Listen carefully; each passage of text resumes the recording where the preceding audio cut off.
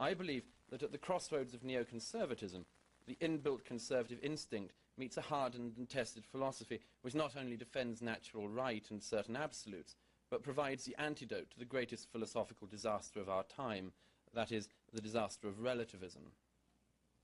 One of the precepts of my book is my firm, and I acknowledge currently unpopular, belief that ideas matter, that, as Irving Kristol put it, what rules the world is ideas.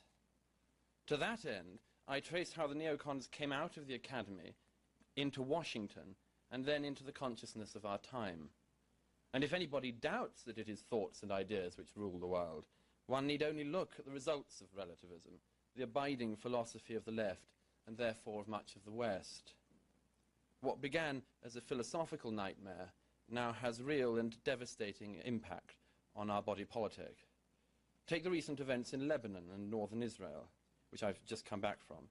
Here's a conflict launched by a terror group on a democratic state. But the UN, itself the end product of relativism, and large numbers of democratic, not to mention tyrannical states, can find no way of discerning moral difference between the two sides. To them, such a war is, like all wars, a 50-50 event, a conflict in which to take a side would be to make an unacceptable value judgment.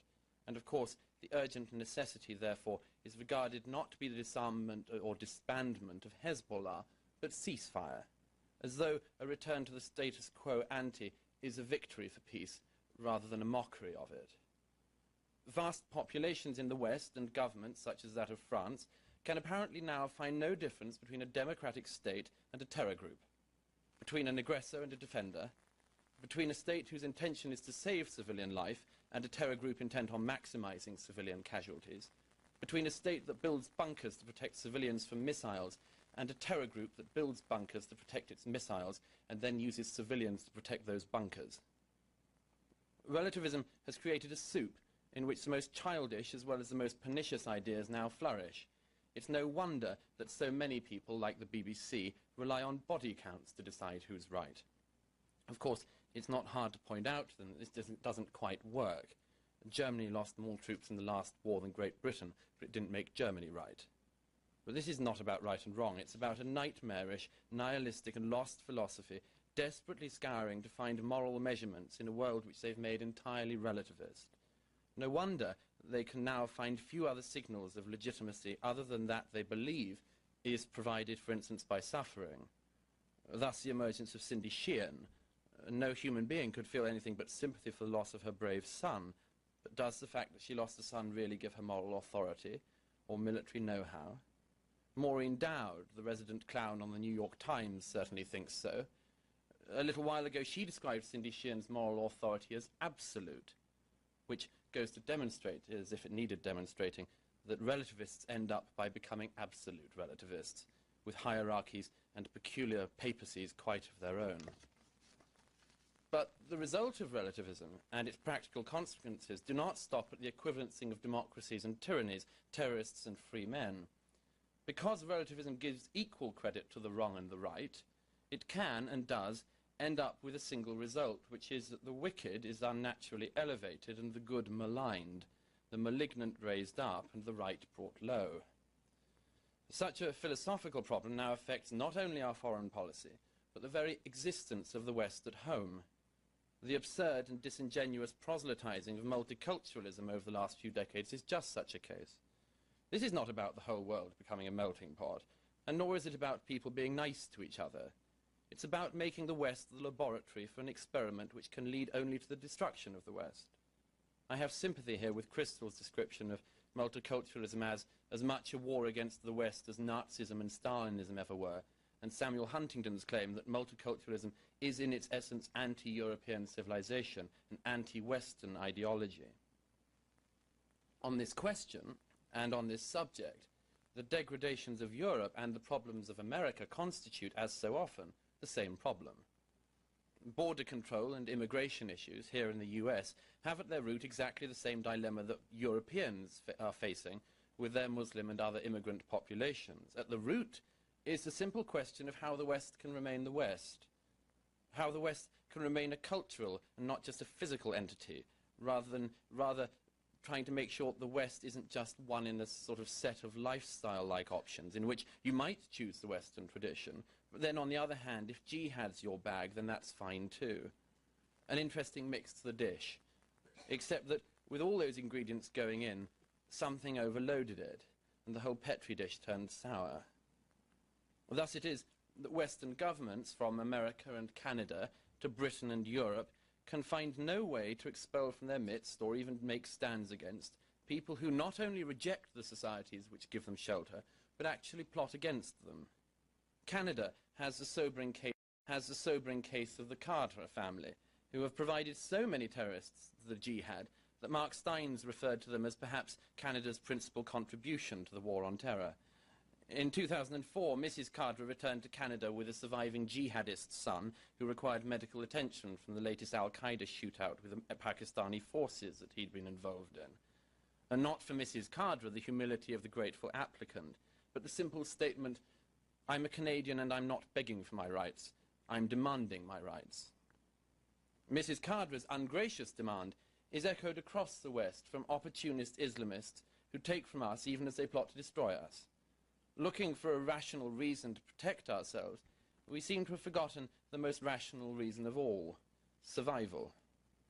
In Britain, our government has proved incapable of expelling clerics who preach violence and subversion against the state. Holland and Denmark can find no way of booting out imams who incite murder and the overthrow of the government, and have indeed in many cases proven track records of graduates leaving for careers in Afghan caves.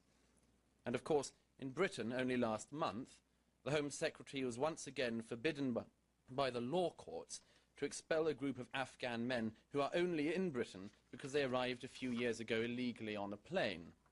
This wasn't any old illegality, though. No mere passport flushing on the BA loo for these guys.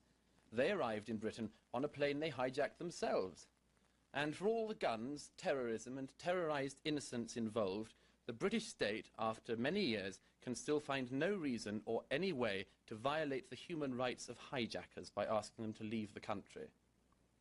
Societies which can find no rational reason why they should not be destroyed will be destroyed, and free people who can find no way to understand what makes them superior to terrorists will find the march of history going not in their direction, but in the direction of their enemies. It isn't a clear road, of course, and among the throng are plenty of glad fools paving the way. Foremost among them today are those who claim that there is no enemy of Western civilization, or that to make such a claim is an unacceptable value judgment. Or there are those who say we cannot criticize another group because our ancestors did bad things. This is now an overwhelming arrogance of my generation, far exceeding the arrogance, I believe, even of their imperialist forebears. Those whose belief in preemption runs only to preemptive apology are now messing with people's lives, and it suddenly stopped looking cute. I lost count in the run-up to the wars in Afghanistan and Iraq of the number of times Europeans and Americans told me that we, such people incidentally only ever acknowledge collective feeling when it comes to collective guilt, that we had no right to fight al-Qaeda because we created them, or had no right to overthrow Saddam Hussein because we had supported him. Put aside for a moment, if you will, the historical ignorance of these claims, and focus for a moment on why someone would make such a claim. Is it seriousness, or is it simply posing at seriousness? Is it an expression of moral maturity or of moral cowardice? I would argue it's an expression of the latter.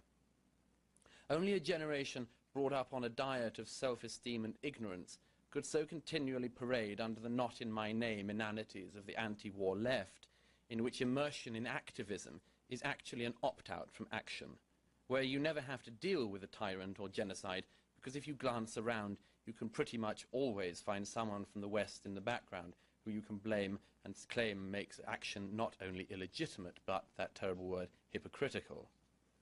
And of course, there's the prevailing presumption that choosing not to act is not itself a choice and a mode of action. So you don't want anything to happen to Mr. Ahmadinejad. So your conscience is clear? No. If you call for inaction, you're acquiescing in the acquisition of a bomb. You don't get out of the game, you just pretend to get out with your hands clean. People who think like that have got away with things for too long, and in my book I try to take the argument back to them. After all, who has more to apologize for? Someone who supports the difficult and costly overthrow of the Taliban and Saddam Hussein, or a so-called peace campaigner whose activities, if listened to, would have by now led to the subsuming of Kosovo into a greater Serbia after a successful genocide, the continued rule of Afghanistan by the Taliban, and in Iraq whose best hope for the future would be the succession of Uday Hussein.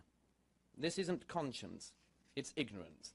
Profound moral and mental ignorance masquerading as seriousness.